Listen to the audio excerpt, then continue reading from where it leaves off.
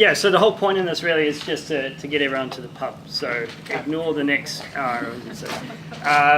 But yeah, so I'm Aidan. I'm a final year PhD student. I'm meant to be submitting really, really soon. Also, my supervisors keep telling me. But basically, my thesis is on academics themselves. And so I'm trying to figure out what we've all been up to, what we're contributing to, what we're writing, and more importantly, sort of how we're critiquing things and how we're challenging them. I didn't start my PhD with this intention. I started it by looking at how sort of international theories and local theories combine and sort of interact with each other. And then I got sidetracked along the way, which is why my PhD is on this now. So basically the things that I'd like you guys to sort of think about, I'm not quite sure what's happened with the formatting there, throughout this presentation have I presented valid indicators of what criticality is, or critical thinking, or critical theory, which I'll give you a definition to soon. Do you agree with my argument that by not having these factors and these variables in texts, I can say that the discipline is being relatively uncritical? Do you agree with the motivations that underlie my argument, so why I think we need to be critical? And also, obviously, if you know where funding is to extend my PhD, that would be, I'm joking. So the context of this is my actual thesis is assessing on how critical approaches to international peace building. Basically, that's what the UN does, if you want to sum it up in a very sort of blasé way. It's all the sort of Afghanistan, Syria, Sierra Leone, Democratic Republic of Congo, all of those sorts of operations that are international with organizations coming in and trying to help fix these other countries. I'm asking how are critical theorists within the peace and conflict discipline critiquing those and challenging them. My main argument is that we haven't really been that critical, and I sort of try and identify barriers to the knowledge of, barriers to the production of critical knowledge as well as its transmission. And today I'm just going to explain a few of the sort of justifications for why I think we've not been critical and potential reasons why they have occurred. So there's been a bit of praise for the project already. Noam Chomsky emailed me back and he liked it. And someone in the sauna once said that I was probably onto it. But likewise, there's been a bit of confusion as well. One of my own supervisors, and to paraphrase him, said, "You're assessing scholars' work against subjective criteria on their ability to undertake a task to which they may have never wanted to contribute." Basically, I'm arguing that people should be critical. Some scholars don't want to be critical, and it's not their job, and they shouldn't have to be critical. So it seems unfair that I'm painting everyone with the same brush. And I understand and I sympathize with that. I think if you're a peace and conflict studies scholar, and if you're in the field of peace building, there are reasons why we need to be critical, but I do appreciate that there are nuances to how academics work, and the levels between sort of someone who's critiquing the international system and international orders and someone who's critiquing micro-level factors on the ground.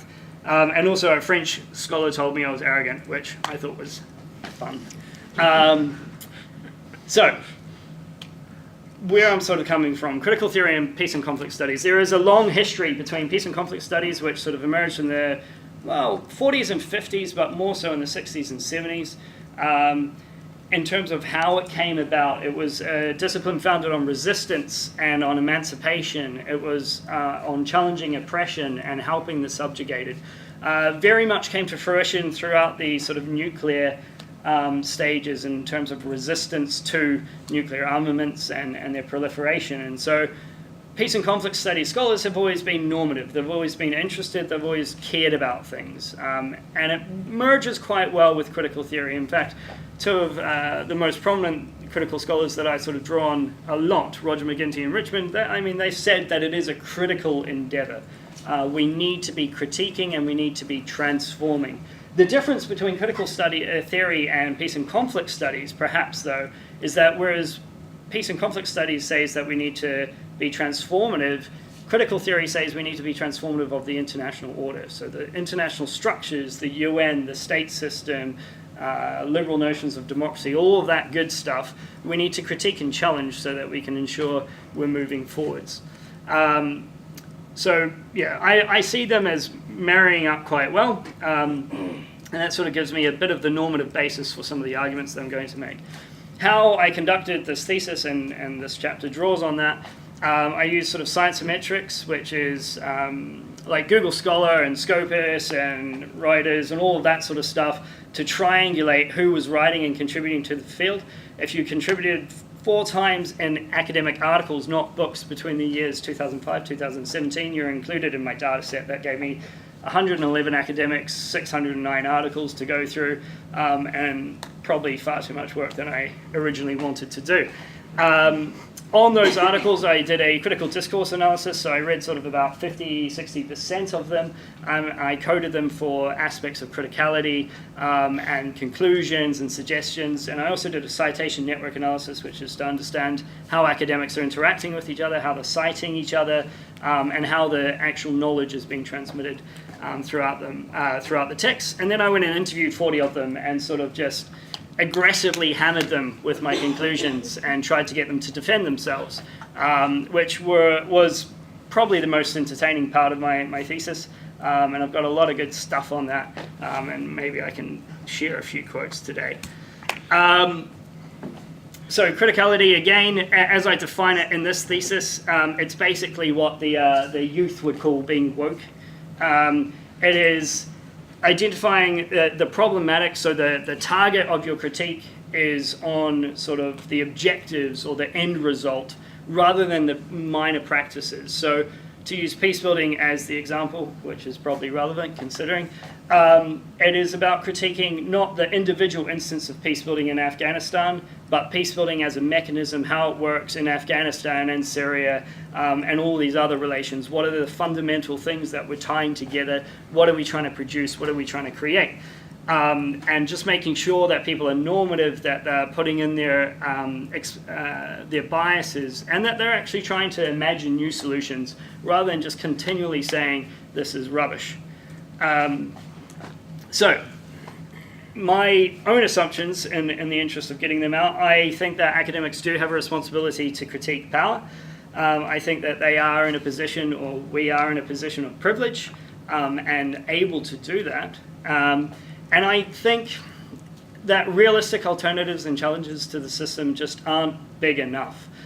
So Robert Cox, who unfortunately I think passed away last year, is one of the biggest critical theorists, and really hammered through the differences between critical theory and problem-solving theory. And one of the biggest points that he made was that critical theorists have to come up with alternatives that are realistic.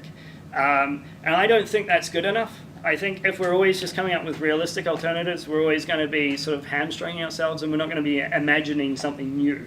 And the way that critical theory seems to work is that it's continually co-opted, it's continually taken and reproduced in more problem-solving contexts. So you automatically get this shift back to the possible. And really we need to start thinking about what is impossible or simpossible. So some of the results that I got very briefly, and I'll whiz through a bunch more before we can get to the more interesting discussion stuff. Out of the sort of 600 articles, 310 of them got like a affirmative coding. Some of the, like I did read about sort of 360 odd in a sort of period of time, but 310 of them, because some of them didn't have references and some of them were op-eds or introductory pieces and things. Basically, the conclusions that I'm drawing today are primarily from 310 articles, so about half of the academics' work within the set. And they were recorded as 9 of them being status quo enforcing, 85 of them being sort of improvement articles. They sort of seek to fiddle around the edges and say, hey, maybe if we do this, it would be better. Critical improvement is what most people would consider to be critical theory. I've sort of lifted the bar up on what critical theory should be. So critical improvement is critical problem solving, really. It uses critical approaches. It comes along, it critiques the wider problems. It'll open up a space for more discussion and sort of emancipatory talks about particular issues. But ultimately, it itself does not challenge the broader objectives or the broader structures and systems that are around in the globe. And I'll get into that in a bit more detail later on. Transformation is it is stuff that is quite transformative. It could be stuff that has quite a bit of emancipatory rhetoric, so people are bringing in ideas, they're saying that they're against this, Doesn't necessarily mean that their ideas are the best or that their suggestions are the best, but just simply that they demonstrated a need to try and transform. And radical transformation is the most critical. It's stuff that is, trying to challenge, trying to overthrow, trying to take over, trying to put inside new ideas, and really has this sort of notion of emancipation or social justice at the heart of it. And very few articles were coded as that because I was quite harsh. Now, the reason why only 9 are coded as status quo is because the data collection technique that I used, that triangulation that I talked about with laser beams,